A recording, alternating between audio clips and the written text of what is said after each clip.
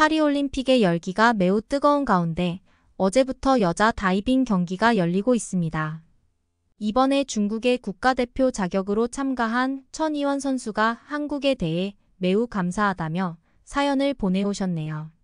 여러분들은 인생을 살아가면서 전혀 뜻하지 않은 인연이나 나와는 아무런 관련이 없던 생각지도 못한 사람으로 인해 인생 자체가 완전히 뒤바뀌어버린 놀라운 경험을 한 적이 있으신가요?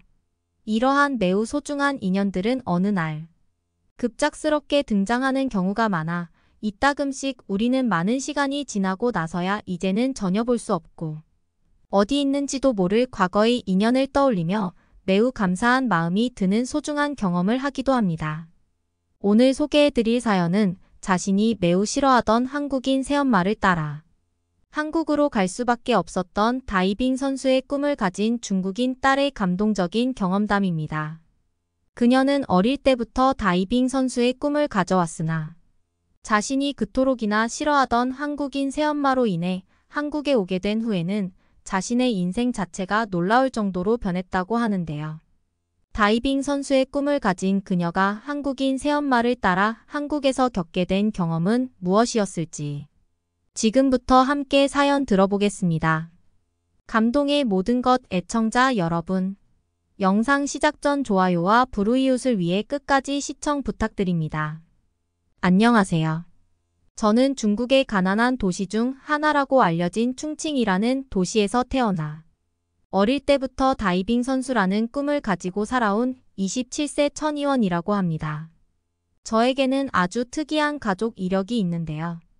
그것은 바로 제가 이혼 가정의 딸이라는 것과 동시에 저에게 새롭게 생긴 인연, 그리고 현재 제가 제일 사랑하는 새엄마가 바로 한국인이라는 점입니다. 몇 년 전 한국인 새엄마와 저는 머나먼 땅 충칭이라는 위험하고 가난한 도시를 떠나 바로 이곳 한국의 부산에 오게 되었는데요. 지금의 부산에 도달하기까지 정말 많은 일들이 있었고 인생 자체가 위험해질 뻔한 순간도 있었지만 그때마다 제가 제일 미워하고 싫어했던 저희 한국인 새엄마가 계속해서 자기를 밀어내는 저를 보고도 헌신적인 사랑을 준 것이 지금의 저를 많이 바꾸게 된 것 같습니다.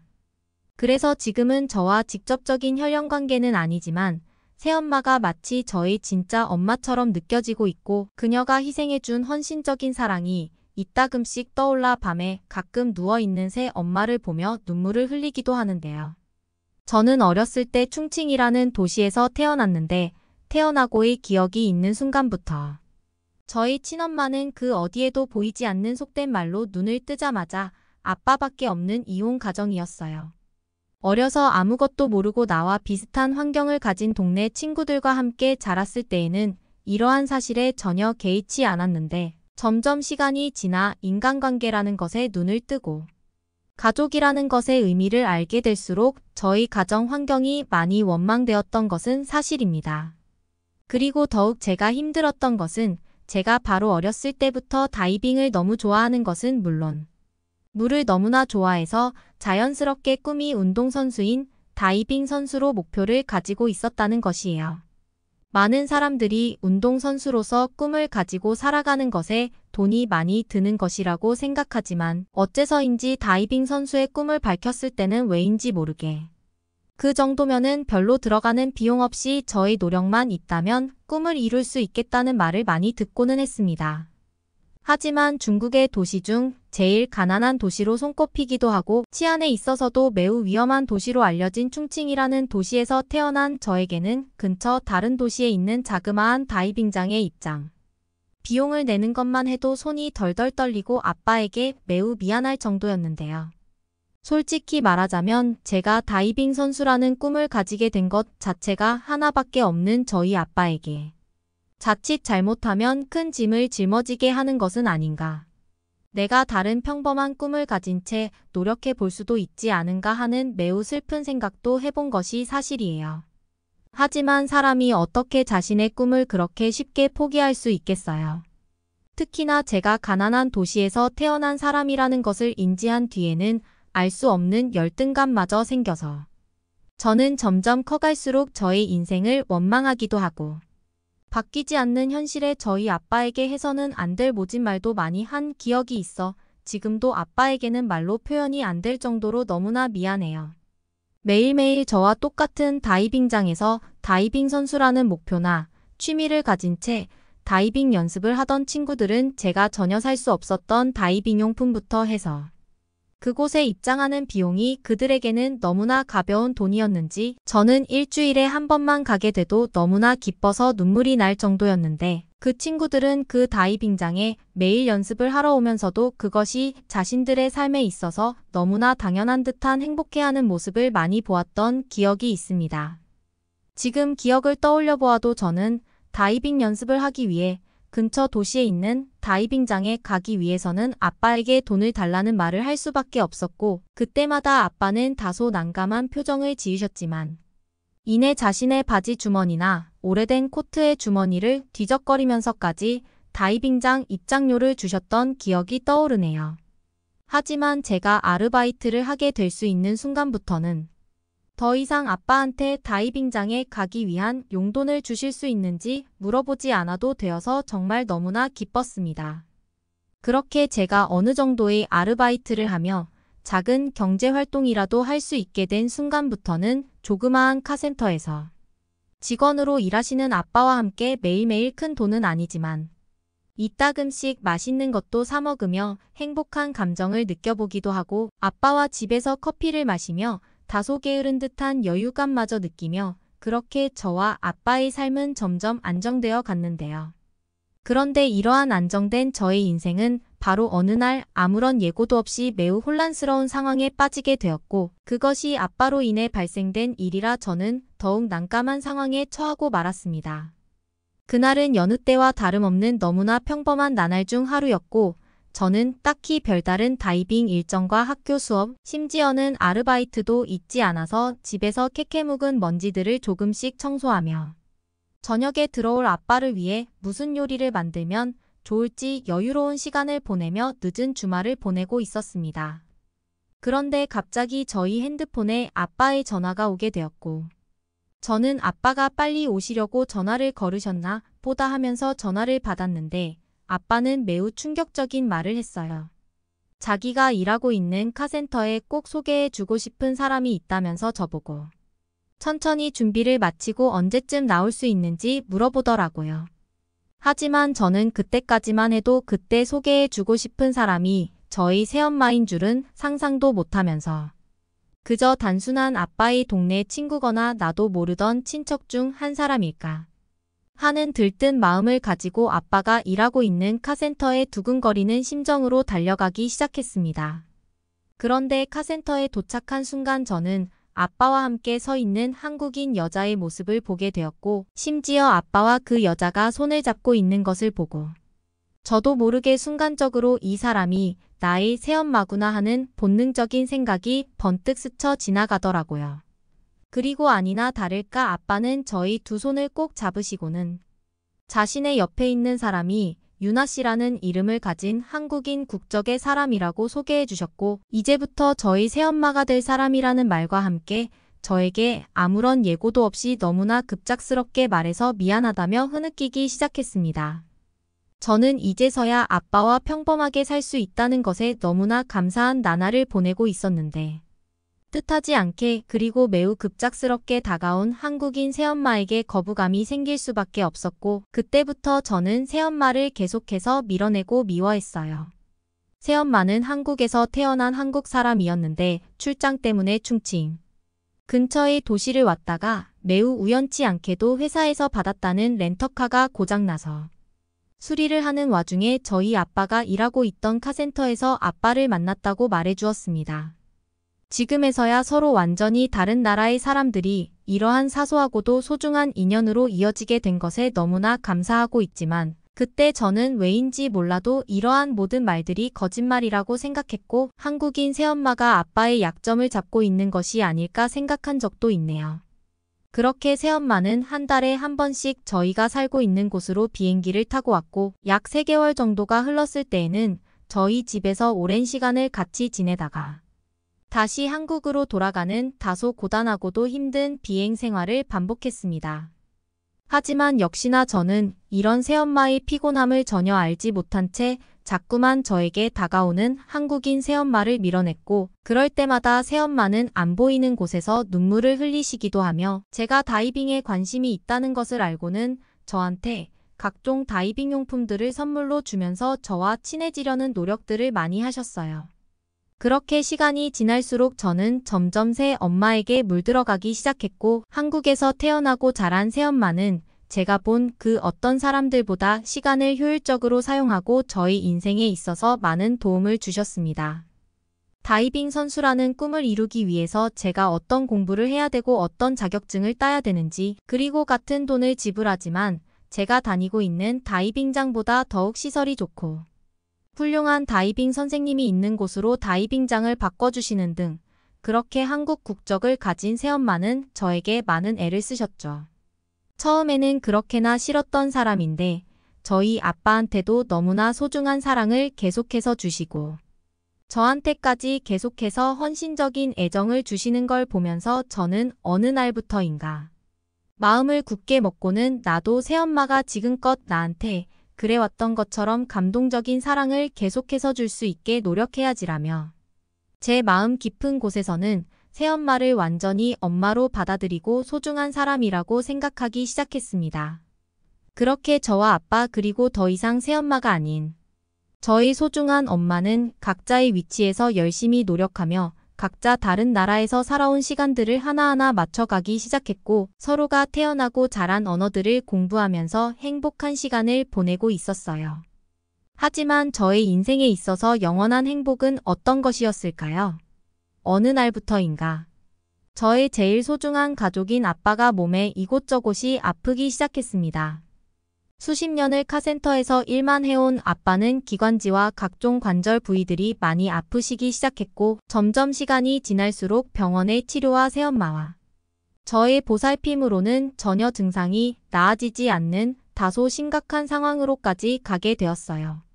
정확한 병명이 무엇이었는지는 기억이 나지 않지만 아빠가 가지고 있는 기관지 쪽의 문제 때문에 담당 병원인은 마음의 준비를 하라는 청천벽력과도 같은 말씀을 해주셨고 이에 더해 중국에서의 너무나 비싼 병원 비용은 저와 새엄마의 의지를 계속해서 무너지게 만들었습니다. 제가 더욱 슬펐던 것은 이제 아빠마저 나의 눈앞에서 사라지게 되면 저한테 진짜 가족이라고 생각할 수 있는 사람은 단 한 명도 없다는 사실과 물론 진짜 저희 엄마처럼 생각하는 새엄마가 있지만 저의 친부모님들이 둘 다 없다는 사실은 그때의 저에게는 정말 세상이 무너지는 듯한 시련이었죠.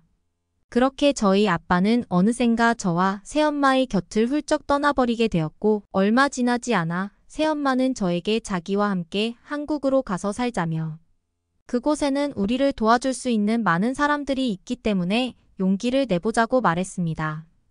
그때 저는 정말 아무런 생각 자체도 할 수 없는 상황이었고 무엇인가에 끌리듯이 새엄마와 함께 한국의 부산이라는 도시에 도착하게 되었어요.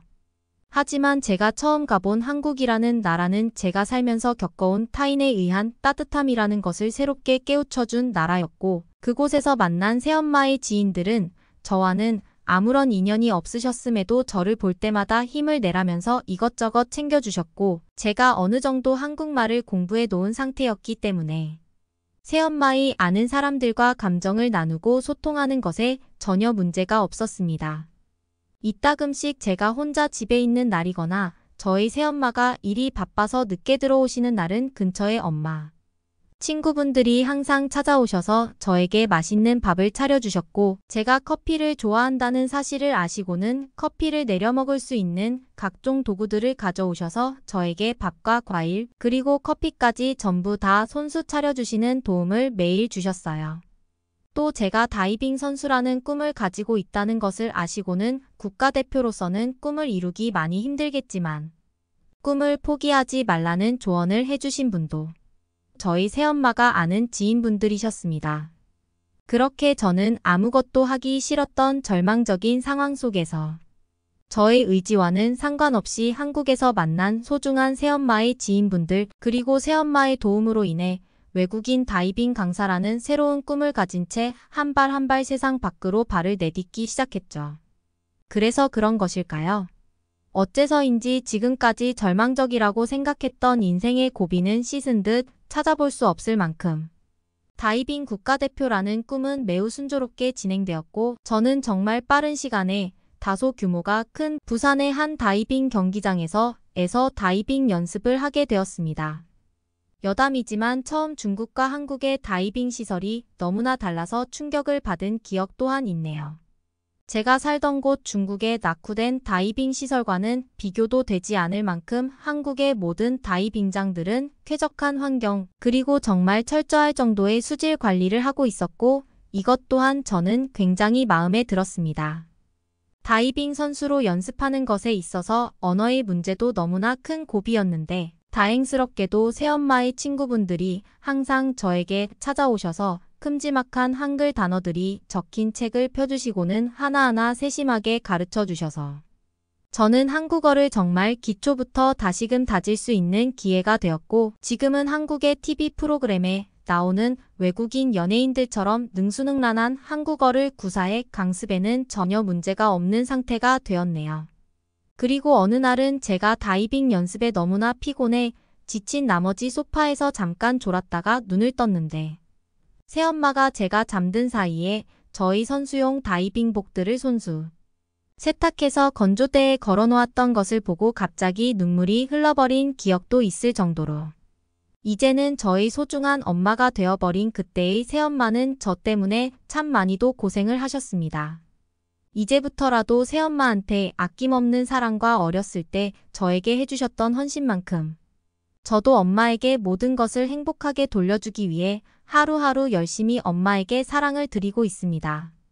전혀 다른 나라에서 얼굴도 모르는 저를 아무런 거절 없이 소중한 딸로 받아들여준 새 엄마에게 감사하다는 말을 이제부터라도 많이 하고 싶고 생각지도 못했던 한국이라는 나라에서 이렇게나 편하게 살 수 있고 또 많은 사람들의 도움을 받으며 살아갈 수 있었던 것에 너무나 감사한 마음을 가지고 있습니다. 또 외국인이라는 편견 없이 저를 편하게 대해주셨던 새 엄마의 친구분들에게도 이 자리를 빌려 감사하다는 말씀을 드리고 싶네요. 새 엄마를 따라 한국에 오게 된 것은 제 인생에 있어서 크나큰 행운이었던 것 같습니다. 어떻게 들으셨나요? 예상조차 할 수 없었던 한국인 새엄마와의 인연으로 인해 한국에서 소중하고도 행복한 제2의 인생을 보낼 수 있었던 중국인 여성이 자신의 꿈을 위해 이번 파리올림픽 다이빙 선수로 참가를 했다고 합니다. 한국 다이빙 선수 응원과 더불어 중국인 천이원 선수의 활약도 기대가 되네요. 그러면 다음 사연으로 넘어가겠습니다. 서울에 있는 한 기차역 스포츠 가방을 메고 있는 중년의 외국인 여성들이 바닥에 주저앉아 허망한 표정을 짓고 있습니다. 심지어 한 외국인 여성은 자기 아들에게 영상통화를 걸어 화면을 보여주고는 화를 내기 시작하는데요. 그런데 바로 그때 한국인 기관사가 다가오더니 여성들에게 현금을 건네주며 한마디를 건넵니다. 한국인 기관사의 말이 끝나기 무섭게 주저앉아 있던 외국인 여성들은 갑자기 눈이 휘둥그레지며 어쩔 줄 모르는데요. 과연 중년의 외국인 여성들은 한국에서 무슨 일을 겪은 것일까요? 안녕하세요. 저는 독일에서 치어리딩 팀의 주장으로 활동하고 있는 셸리라고 합니다. 전문 치어리딩 프로팀이 없는 독일에서는 제가 소속되어 있는 주부팀이나 직장인 팀처럼 경력이 많은 일반인 취미팀 위주로 구성되는데요. 그래서 그런지 저희 주부팀은 여러 나라들에서 열리는 국제대회에 참여할 때 경기 결과는 어느 정도 포기하고 그 나라를 관광하는 것에 초점이 맞춰지는 경우가 대부분입니다. 그런데 얼마 전 저희 주부 치어리딩 팀은 처음으로 한국에서 열리는 치어리딩 대회에 참가하게 되었는데요. 저는 지금껏 한국에 대해서는 김치가 유명하다는 것만 알고 있었기에 큰 기대는 없었는데 어째서인지 저희 딸인 아로나는 최근 친구들 사이에서 한국 여행이 최고 대세라며 자신도 같이 가면 안 되겠냐는 황당한 소리를 늘어놓더군요. 한국은 그저 아시아의 나라 중 하나인데 굳이 후진국인 아시아로 이민을 간다는 것이 이해가 되지 않았던 저는 딸과 남편은 놔둔 채 주부팀 주장들과 함께 약 2주 뒤 한국으로 향했습니다. 평소 대회 참가가 아닌 그 나라의 관광을 목적으로 했던 동료 주장들도 한국에 대해서는 전혀 기대감이 없어 보였고, 심지어 몇몇 동료 주부들은 한국이 가난하다고 알고 있는데 좋은 관광이 가능하기는 하냐는 의문을 표하기도 했습니다.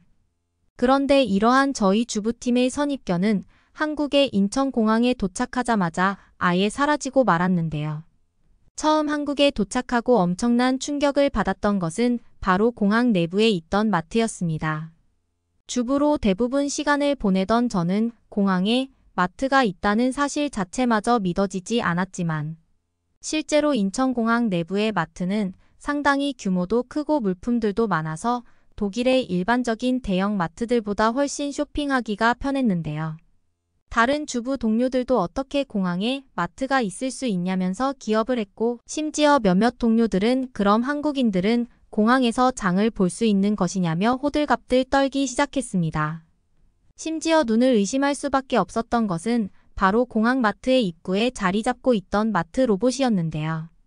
살면서 로봇이 생활 편의시설에 있는 것을 살면서 처음 본 저는 너무 놀란 마음에 한국인 직원분을 불러 대체 이게 뭐냐며 질문을 건넸고 돌아온 대답은 상상 이상이었습니다.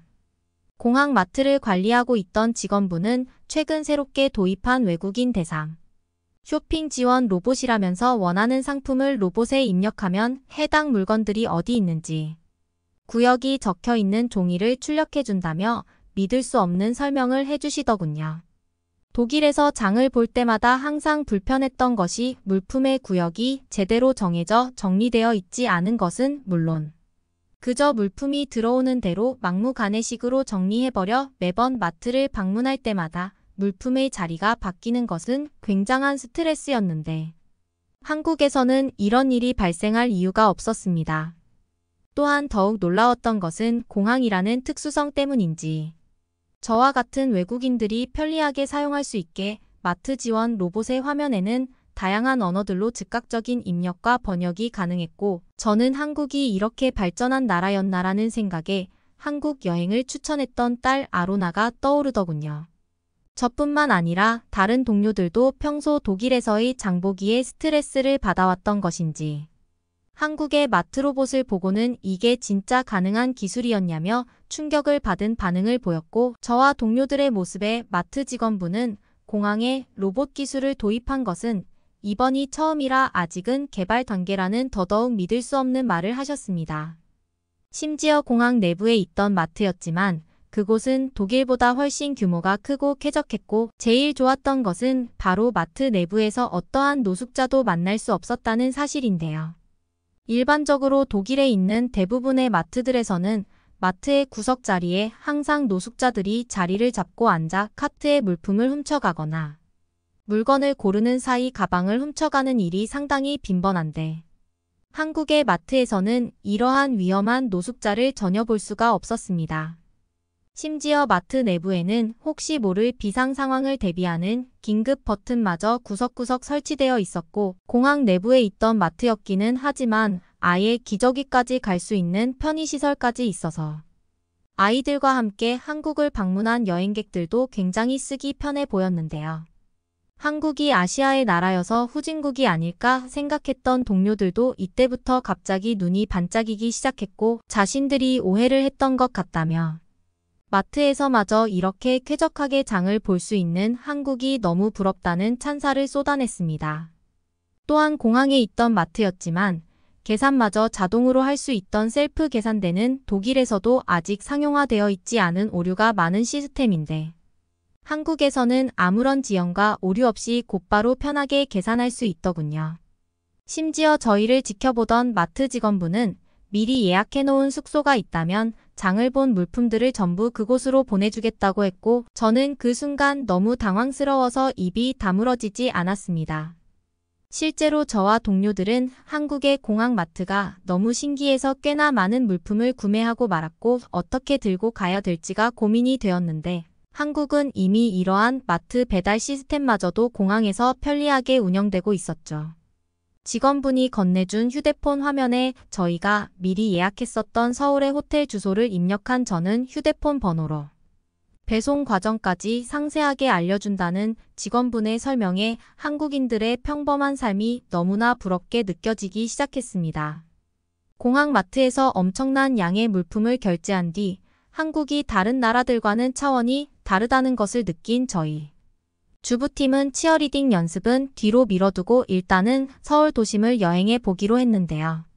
급한 마음에 곧바로 택시를 불러 서울의 도심으로 향한 저희 주부팀은 택시를 타고 가면서 보이는 한국의 빌딩들과 도시 모습에 왜 많은 젊은이들이 최근 한국으로 이민을 떠나는지 이해가 되기도 했습니다. 그렇게 한국의 도시 모습 매력에 빠져 있을 때 갑자기 한 동료는 한국에 도착하면 첫 번째로 무조건 한식을 먹으라는 아들의 전화가 왔다면서 아들이 보내준 지도의 한 식당 바로 앞에서 내리자는 의견을 내더군요. 다행스럽게도 친구의 아들이 보내준 한식당은 그렇게 멀지 않은 위치였고 약 10분 뒤 저는 동료들과 함께 한식당 입구 바로 앞에 도착하게 되었습니다. 그런데 굉장한 맛집이라고 알려준 것과는 달리 식당 앞은 입장을 위해 줄을 서고 있는 한국인들이 단 한 명도 없었고 오히려 스산한 기분마저 느껴졌는데요. 진짜 맛집이라면 지금처럼 점심시간 같은 경우에 분명히 웨이팅 줄이 엄청나게 길게 있어야 정상인데 황당스럽게도 한국은 식당 내부에만 사람이 있을 뿐 밖으로는 대기를 하는 사람들이 한 명도 보이지 않았습니다. 주위를 둘러보니 저희와 똑같은 외국인들만 어리둥절하며 식당 입구를 쳐다보고 있었고 저는 동료에게 진짜 여기가 한식 맛집이 맞냐면서 괜스레 한국에 속았다는 감정마저 생기더군요. 그런데 바로 그 순간 식당 내부에서 한국인 직원분이 나오시더니 혹시 식사를 하러 온 것이냐며 황당한 질문을 건넸습니다. 저는 당황한 마음에 밥을 먹으러 왔는데 지금 바로 들어가면 되냐며 살짝 짜증을 냈고 대기가 없다는 것에 큰 실망을 하고 있던 상태였는데요. 그런데 갑자기 직원분께서는 전자패드를 하나 건네주시더니 이것으로 줄서기 예약을 하고 순서가 되어 휴대폰으로 알림이 오면 그때 식당으로 오면 된다는 충격적인 설명을 하기 시작했습니다. 상식적으로 생각해봐도 줄을 전자패드로 서라니 저는 도무지 한국인 직원의 말이 이해가 되지 않았고 다시 화를 내려던 그 순간 전자패드의 화면을 보고는 경악을 금치 못했는데요. 그곳에는 영어 설명으로 저희의 휴대폰 번호를 입력할 수 있는 공간과 앞에 대기팀이 얼마나 있는지 상세한 숫자들이 적혀 있었고 저는 그것이 원격으로 줄을 서는 무인 시스템이라는 것을 이해하고 말았습니다. 독일에서는 단 한 번도 보지 못한 출석이 시스템에 처음에는 당황했지만 말 그대로 한국은 전자패드에 대기를 걸어놓고 편하게 시간을 보내다. 알림이 오면 다시 식당으로 오면 되는 시간의 비효율이 전혀 없는 굉장히 획기적인 시스템이었는데요. 또한 더욱 놀라웠던 것은 예상 대기 시간까지 적혀 있었다는 사실과 혹시 모를 오랜 시간의 대기를 위해 근처에서 대기를 할 수 있는 간단한 카페는 어디에 있는지까지 입력을 했던 저희. 휴대폰 번호로 카페 리스트와 지도가 전송되었다는 사실입니다. 실제로 독일에서는 맛집 식당을 한번 가려면 추운 겨울이라도 추위에 덜덜 떨며 밖에서 줄을 서야 하는 불편한 문제는 물론 화장실이 너무 급해도 새치기를 당할까봐 식당 입장 직전까지 참아야 하는 불편함이 있었는데 한국은 무인 줄서기 시스템으로 이러한 문제를 모두 개선했던 것인데요. 심지어 독일에서는 대부분은 잠시 한눈을 팔면 조금이라도 식당에 빨리 들어가기 위해 새치기를 하는 불편한 사람들도 있어서 언성이 높아질 때도 많은데 놀랍게도 한국은 각자가 편한 공간에서 대기를 하다가 알람이 오면 식당으로 바로 출입을 하면 돼서 사람과 싸울 일이 전혀 없었습니다. 상상하지도 못한 원격 줄서기 시스템에 저는 어떻게 이런 편리한 나라가 실제하고 있었냐며 동료들과 함께 충격을 받은 대화를 나눴고 저뿐만 아니라 다른 동료들도 이런 아이디어는 생각도 못했다며 놀라는 반응을 보였죠. 심지어 아들에게 식당을 추천받았다던 동료는 곧바로 영상통화를 걸어 한국의 식당들은 편하게 줄을 설 수 있는 무인 원격 시스템이 있다면서 맛집을 추천해준 아들에게 직접 현장을 보여주었고 아들마저도 그런 건 처음 본다면서 눈이 휘둥그레지더군요. 저희 앞에는 약 20팀 정도의 대기가 있었고 저는 곧바로 휴대폰 메시지로 받은 근처 카페 리스트에서 제일 가까운 곳을 선택해 동료들과 함께 커피를 마시며 편하게 대기 시간을 보낼 수 있었습니다. 실제로 약 30분 정도 기다리니 핸드폰으로 이제 입장을 하라는 알림 메시지가 왔고 너무나 편하게 앉아서 커피를 마시다가 식당에 입장하니 번거롭게 야외에서 줄을 서는 독일인들이 한심스럽게 느껴질 정도였어요. 제가 만약 주부가 아닌 사업가였다면 곧바로 독일에 도입하고 싶을 시스템이었을 정도로 한국에서 겪는 모든 것은 작은 아이디어로 선진국 디지털 시스템을 만들어낸 생활 편의 시설이 너무나 놀라울 정도였습니다. 한 식당에서 처음 먹어본 갈비찜도 상당히 입에 잘 맞아서 아주 맛있었고 독일에서처럼 퍽퍽한 밀가루가 거의 없어서 먹기가 더욱 편했는데요. 갈비찜뿐만 아니라 무료로 제공되었던 잡채와 순두부까지. 다른 동료들도 이렇게 맛있는 음식은 처음 먹는다면서 독일에서의 음식들은 생각도 나지 않는다며 밥을 2공기나 먹었습니다. 그런데 한국에서의 진짜 놀라움은 바로 식당을 나와 거리를 걸을 때였는데요. 소화도 시킬 겸 호텔 근처 경기장에서의 연습을 하기 직전까지 서울을 구경하며 산책을 하기로 했던 저와 동료들은 서울의 도심을 걷던 도중 굉장히 이상한 광경을 마주할 수 있었습니다. 매우 놀랍게도 저희가 자주 사용했던 치어리딩 음악이 길거리 도심 공원 한복판에 흘러나오고 있었고 실제로 이미 수많은 한국인들이 그곳에서 음악을 즐기며 여유를 즐기고 있었는데요. 너무나 이해가 되지 않았던 것은 공원에 있던 공용 경기장은 누구나 무료로 사용할 수 있는 공원의 운동시설이었다는 사실이며 심지어 그 누구도 치어리딩 연습을 방해하거나 치어리딩 음악 장비를 훔쳐가려는 모습을 보이지 않았다는 사실입니다. 또한 독일에서는 비싼 비용을 주고 체육시설에 입장해야만 치어리딩을 연습할 수 있는데 한국은 놀랍게도 치어리딩 연습 경기장뿐만 아니라 치어리딩 음악 장비까지 무료로 대여를 해서 연습이 가능했고 심지어 이러한 시설이 공원 한복판에 있어서 공원 이용객 누구나 이용을 할 수 있는 접근성이 좋은 환경으로 조성되어 있었기 때문입니다. 일반적으로 독일에서는 3만 원 이상의 시설 이용비를 지급해야만 겨우 30분 동안 연습을 할 수 있는데 한국은 이러한 비용 자체가 없었고 독일과 달리 신선한 야외 공기를 마시며 치어리딩을 할 수 있다는 사실은 한국이 너무나 살기 좋은 휴양지의 나라처럼 느껴졌는데요. 심지어 치어리딩 장비들은 어느 정도 비싼 가격을 유지하고 있어서 독일 체육시설에서는 건물 안에 있어도 이러한 치어리딩 장비를 훔쳐가는 경우가 많은데 놀랍게도 공원에 있던 한국인들은 조용히 치어리딩을 구경하기만 할 뿐 그 누구도 훔쳐가려는 모습이 전혀 없었습니다. 치안이 좋지 않던 독일에서는 항상 모든 위험에 대비하고 야외 훈련을 해야만 했는데 한국에서는 이러한 불필요한 에너지를 쓸 필요가 없었고 공원을 걷고 편리하게 운동기구를 사용하는 것이 너무나 자연스러운 평범한 일상처럼 보였죠. 한국인들에게는 평범한 일상이 20년 이상을 독일에서 살아온 저와 동료들에게는 믿을 수 없는 천국의 나라처럼 느껴지기 시작했습니다. 이제는 치어리딩 대회가 문제가 아닌 정말로 선진국으로 느껴지는 한국으로 이민을 오고 싶다는 욕구마저 생겼습니다. 주위를 둘러보니 한국의 공원에는 치어리딩 시설뿐만 아니라 다양한 운동기구들을 무료로 사용할 수 있게 체육공원 시설이 만들어져 있었고 저와 동료들은 이게 전부 무료라는 사실에 한국이 이렇게 부자였나라는 생각이 들 정도였죠. 한국에 오기 전에는 그저 평범한 나라라고 생각했는데 한국은 이미 독일은 넘볼 수도 없는 생활 인프라 시설을 정착시킨 것 같았고 이러한 시설과 안전한 치안 덕분인지 한국에서의 삶은 쾌적함과 편리함 그 자체였습니다. 그런데 짧은 공원에서의 치어리딩 연습을 마치고 뿌듯한 마음으로 미리 예약해 놓았던 호텔로 돌아온 저는 눈앞의 상황을 믿을 수가 없었는데요. 호텔 프론트에 있던 직원분은 제가 체크인을 하자마자 배달이 왔었던 마트의 물품을 호텔 냉장고에서 보관하고 있었다며 너무나 신선한 상태로 저에게 마트에서 장을 본 물품들을 건네주었고 저는 말도 안 되는 한국인들의 배려에 큰 충격을 받았습니다. 직원분은 너무나 당연한 배려인 듯 오히려 저에게 요리를 할 수 있는 장소는 어디에 있는지 친절한 설명을 더해주셨고, 심지어 요리에 도움이 필요한 경우 전문 요리사가 도움을 주는 서비스도 있다는 믿을 수 없는 말을 하시더군요.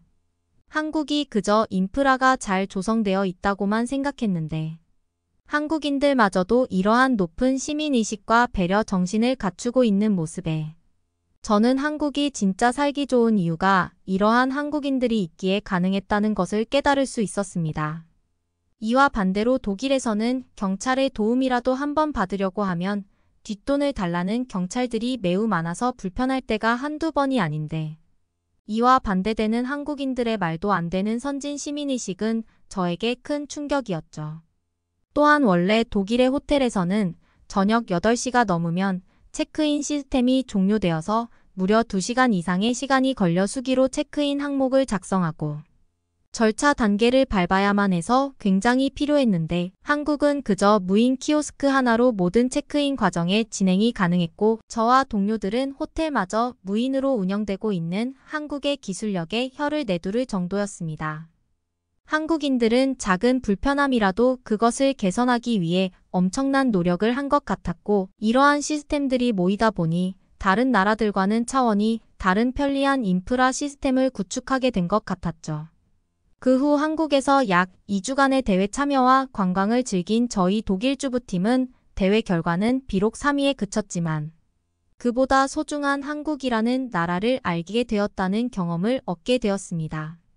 지금은 다시 독일으로 돌아와 딸 아이의 엄마로서 온 힘을 다하는 주부의 삶을 살고 있지만, 저는 약 1개월 뒤 딸과 함께 한국으로 여행을 떠나는 가족 여행을 준비하며 오늘도 한국에서의 추억을 떠올리고는 하네요.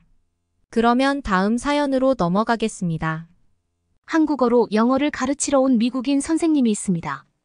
그리고 이 여성은 공항버스에서 황당한 장면을 목격하고 당황해서 한국 사람은 거짓말을 한다고 화를 내는데요. 하지만 한국 사람이 가리킨 곳을 보는 순간 믿지 못할 경험을 하게 됩니다. 과연 이 여성에게는 어떤 일이 있었던 걸까요? 이 내용은 미국인 여성의 사연을 재구성한 것입니다. 안녕하세요.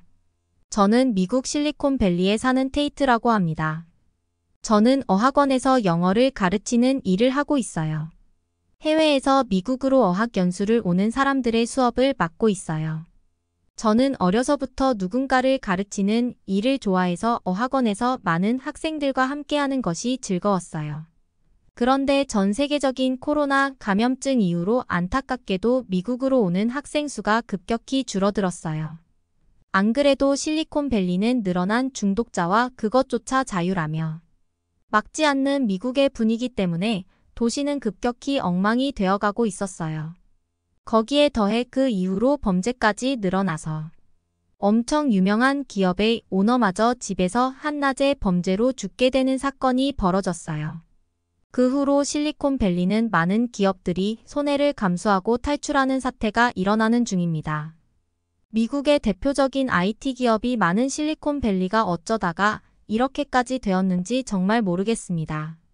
이렇게 되니 결국 제가 다니던 어학원은 실리콘밸리 지점을 폐업하게 됩니다. 다행이라면 제가 근무하는 어학원은 미국의 여러 도시뿐 아니라 유럽에도 지점을 가진 큰 학원이었습니다. 저는 다른 도시로 가게 되겠구나 하고 생각하며 이사 준비를 하고 있었어요. 그런데 제 예상과는 다르게 청천벽력 같은 이야기를 듣게 됩니다. 제게 새롭게 한국 지점 어학원을 설립하게 되었는데 그곳에 선생님이 부족하니 가라는 것입니다. 미국에 사는 제가 아시아의 작은 나라 한국으로 가다니요. 솔직히 어학원에서 강의를 할 때 정말 많은 수의 중국 학생들이 제 수업을 들었어요. 그런데 그들은 비싼 돈을 내고 미국까지 와서 영어를 배우면서도 수업 태도가 너무 불량했어요. 수업 시간에 지각을 하는 것은 기본이고 영어를 써야 하는 수업인데도 당당하게 중국어로 말을 하기 일쑤였어요. 게다가 수업 일수를 채우지 못하면 학생 비자가 유지 안 되는데도 불구하고 수업 일수를 못 채워서 비자가 취소되자 학원에 와서 큰 소리로 난리를 치기까지 했어요. 본인이 성실하지 못해서 비자가 취소된 것인데 그런 모습을 볼 때마다 아시아인에 대한 실망감이 심했어요. 그리고 근처에 차이나타운이 있었는데 미국인데도 불구하고 영어를 사용하지 못하는 중국인들이 많아서 말도 안 통했어요. 식당에서조차 중국어 메뉴판밖에 없어서 중국어를 모르는 사람은 가지도 못했어요. 그런 제게 갑자기 한국을 가라니 저는 정신을 차릴 수가 없었어요. 마치 유배를 가는 기분이 들어서 저는 꼭 그래야 하냐고 제 상사에게 항의를 했어요. 하지만 돌아온 답변은 지금은 어학원이 전체적으로 상황이 어려워서 다른 도시에서도 직원들을 줄이고 있다고 했어요. 그래도 제가 수업을 잘하기 때문에 당분간 상황이 좋아질 때까지 한국 지점에 가서 수업을 해야 한다고 하네요. 미국이 물가도 너무 높아지고 기업들도 인원을 줄이는 상황에서 저는 어쩔 수 없다고 생각을 했어요. 수업할 때 한국 학생을 많이 가르쳐 본 건 아니어서 한국에 대해 잘 알지는 못했어요. 그래도 한국 학생들은 수업 시간이 지나고도 제게 질문을 하러 오기도 하고 숙제도 잘해왔기 때문에 최악은 아닐 거라며 한국으로 가기로 했어요. 그렇게 저는 미국에서 비행기를 타고 10시간을 날아서 한국 인천공항에 도착했어요. 저는 인천공항에 도착해서 공항에 엄청난 규모에 압도당했어요. 실리콘밸리도 큰 도시인데 실리콘밸리의 공항과는 비교가 안 될 정도로 공항이 컸어요. 미국 사람들은 해외는커녕 미국의 다른 도시조차 못 가보는 사람들이 많아서 국제공항이 그렇게 크지 않거든요. 그런데 한국의 공항은 엄청난 사람들로 붐비는 모습을 보고선 제가 상상한 한국과는 다르다는 생각이 들었어요. 입국 심사를 하는 곳도 엄청나게 많아서 제가 타고 온 비행기에서 사람들이 많이 내렸음에도 불구하고 줄은 빠르게 줄어들었어요. 짐을 찾아서 밖으로 나오니 제 이름이 적힌 종이를 들고 있는 한국 여자분이 있었어요. 그 여성의 이름은 김지현이었어요. 한국지사에서 일하는 직원인데 제가 집을 구할 동안 잠시 혼자 사는 지현 씨의 집에 머물게 되었어요. 지현 씨와 저는 함께 공항버스를 타러 갔는데 저는 다시 한번 깜짝 놀랐어요. 키오스크 같은 기계에서 우리가 가는 곳을 검색해서 선택하자 바로 몇 시에 버스를 탈 수 있는지 나왔고 그걸 선택하자 우리는 바로 표를 끊을 수 있었어요. 버스 대기실도 넓고 깨끗해서 쾌적하게 버스를 기다릴 수 있었고 전광판에 버스가 들어오는 것까지 모두 표시가 되어 있어서 너무 편리했어요. 버스가 오자 지현 씨는 운전기사분에게 제 짐을 맡기려고 하는 거예요. 저는 짐을 맡겼다가 훔쳐가면 어쩌냐고 깜짝 놀라서 짐을 들고 타면 안 되냐고 했더니 한국은 그런 거 걱정하지 말라고 했어요. 운전기사는 버스 아래에 짐을 넣는 칸에 제 짐을 넣었어요. 저는 조금 걱정이 되었지만 일단 버스를 탔어요.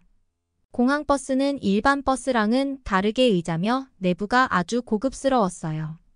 저는 의자에 앉아서 핸드폰을 켰는데 충전이 안 돼서인지 핸드폰이 안 켜졌어요. 제가 당황하는 모습을 보더니 지현 씨는 의자 옆에 보면 충전할 수 있는 곳이 있다고 하는 거예요. 내 버스에서 핸드폰을 충전할 수 있다고요? 저는 말도 안 된다고 생각이 돼서 다시 물어봤어요. 그리고 진짜로 옆을 봤더니 정말 핸드폰 코드를 꽂을 수 있는 부분이 있어서 바로 핸드폰을 충전할 수 있었어요. 저는 버스를 타면서 핸드폰을 충전할 수 있다는 사실에 놀라며 충전을 하고선 핸드폰을 켰어요. 어차피 미국에서 가지고 온 핸드폰이라서 켜봐야 소용없겠지 했는데 폰 화면에 와이파이가 떠 있는 거예요. 저는 한 번 더 놀라서 지현 씨에게 버스에서 와이파이가 잡힌다고 했더니 한국에서는 공공장소나 대중교통에서 무료 와이파이를 쓸 수 있다고 하더라고요. 세상에나 미국에서는 스타벅스 같은 큰 카페가 아니면 무료 와이파이라는 게 없는데 한국에 도착하자마자 제가 너무 놀라운 경험만 하게 되네요. 버스를 타고 가는데 내리는 역이 여러 군데였는데 저는 내리는 사람이 내 짐을 가져가면 어떡하지 하면서 걱정을 했어요. 그런데 그 걱정이 참 부질없이 버스에서 내렸더니 제 짐은 잘 보관되어 있었어요. 한국 사람들이 서로의 정직을 믿다니 대단하다는 생각이 들었어요. 그렇게 지현 씨의 집에 도착했어요.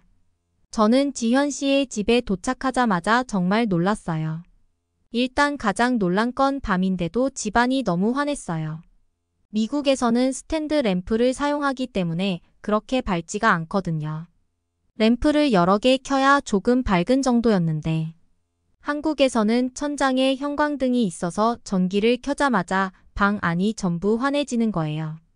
미국에서 어두침침한 집에서 살다가 한국에 왔더니 밤에도 대낮같이 밝은 모습이 저는 너무 마음에 들었어요. 게다가 냉장고는 얼마나 큰지 문도 양쪽으로 열 수 있는 양문 냉장고의 옆에 또 냉장고가 있길래 뭐냐고 했더니 글쎄. 김치는 따로 보관해야 한다며 김치 냉장고라고 하네요. 집 안에는 공기청정기까지 있어서 자동으로 공기 체크를 해서 작동을 하고 있었어요. 저는 너무 놀라서 실례를 무릅쓰고 지현 씨네 집은 가쁘냐고 질문을 했어요. 지현 씨는 웃으면서 한국은 보통 이 정도는 다 있다고 했어요. 그리고 저에게도 새로 원룸을 구하게 되면 보통 이 정도 시설은 구비되어 있다는 말까지 해줬어요. 미국 특히 실리콘밸리는 나무로 지어진 오래된 집들이 많아서 이렇게 첨단 과학이 느껴지는 한국의 아파트에 혀를 내둘렀어요. 그렇게 한국에서의 첫째 날을 집에서 편하게 보내고 다음 날이 되었어요. 제가 출근할 어학원은 한국의 강남에 있었어요. 지현 씨의 집에서 지하철을 타고 가면 되었는데 저는 미국의 지하철이 생각나서 조금 긴장을 했어요. 미국 지하철은 지저분하고 이상한 사람들도 많아서 무서웠거든요. 그런데 지하철을 타려고 지하로 내려갔는데 제가 생각했던 그런 모습이 아니라 개찰구부터 깔끔했어요. 지현 씨가 교통카드라는 걸 알려줘서 그걸 사서 충전을 하고 안으로 들어갔어요. 교통카드 하나면 모든 대중교통을 이용할 수 있고 지하철에서 버스로 환승을 하면 할인도 된다고 하니 정말 편리했어요. 지하철에는 스크린도어가 있어서 사람들이 혹시 모를 위험에 노출되는 것도 방지할 수 있어서 저는 미래의 최첨단 도시에 온 느낌이었어요. 우리는 강남역에 내려서 지상으로 올라왔는데 저는 또 한 번 놀랐어요. 실리콘밸리도 나름 도시라서 큰 건물도 있고 사람도 많이 살았는데 서울의 강남은 그야말로 거대한 대도시였어요. 나오자마자 엄청난 높이의 빌딩들이 가득하고 사람은 또 왜 이렇게 많은지 제가 너무 시골에서 온 느낌마저 들었어요. 한국 사람들은 체격도 좋고 키도 크고 잘생긴 사람도 많고 여자들도 너무 세련되고 예뻤어요. 한국 사람들은 제가 봐온 중국 사람들과는 너무 달랐어요. 지연 씨는 학원에 들어가기 전에 카페에 들려서 커피를 사가자고 했어요. 카페에 들어가자마자 사람들이 카운터가 아닌 키오스크에서 주문을 하고 있었어요. 미국도 키오스크가 점점 늘어나긴 하는 중이지만 그렇게까지 많이 사용하는 건 아니어서 저도 사용을 잘하지 못했거든요. 한국 사람들은 아무렇지 않게 키오스크에서 쓱쓱 하더니 주문을 하는 거 아니겠어요. 저는 뭘 어떻게 할지 몰라서 지현 씨가 주문하는 모습만 멍하니 보고 있었어요. 정말 혼자 왔으면 주문도 못할 뻔했다는 생각이 들었어요. 카페에서 커피를 기다리며 봤는데 노트북으로 공부를 하거나 일을 하는 사람들이 많이 있었어요. 그 사람들은 놀랍게도 노트북을 테이블 위에 놔두고 화장실을 가는 거 아니겠어요. 저는 놀라서 지현 씨에게 적어 놔두고 가도 되냐고 물어보니 한국 사람들은 다른 사람의 물건에 함부로 손을 대지 않으니 괜찮다고 했어요. 정말 주변에 누구도 그 노트북만 놓여있는 자리에 신경조차 쓰지 않는 것에 충격받았어요. 미국이었으면 누가 훔쳐갈까 봐 노트북을 들고 화장실을 다녀와야 하는데 한국 사람들은 너무 정직한 사람들이었어요. 며칠 동안 한국에서 생활하면서 한국에 와서 정말 좋은 점 중 하나라면 팁 문화가 없다는 점이었어요. 미국은 뭐만 하면 팁 10%에서 요즘은 20%까지 너무 높거든요. 서비스에 따라 줘야 하는 팁 서비스가 형편없는 직원에게까지 줘야 해서 외식하는 게 부담이 될 정도였어요. 하지만 팁 문화가 없이도 한국은 정말 미소를 잘 짓고 친절한 사람들이 많았어요. 무엇보다 한국에 와서 가장 좋았던 것은 제가 가르치는 한국 학생들이에요. 수업 시간에 마저 중국말을 쓰던 중국인들 때문에 걱정을 했던 게 바보 같을 만큼 한국 학생들은 열심히 수업을 했어요. 제가 내주는 숙제는 당연히 열심히 해오고 조금이라도 더 배우려고 노력하는 모습이 가르치는 입장에서는 너무 뿌듯했어요. 이렇게 부지런하고 열심히 사는 사람들이 한국 사람들입니다.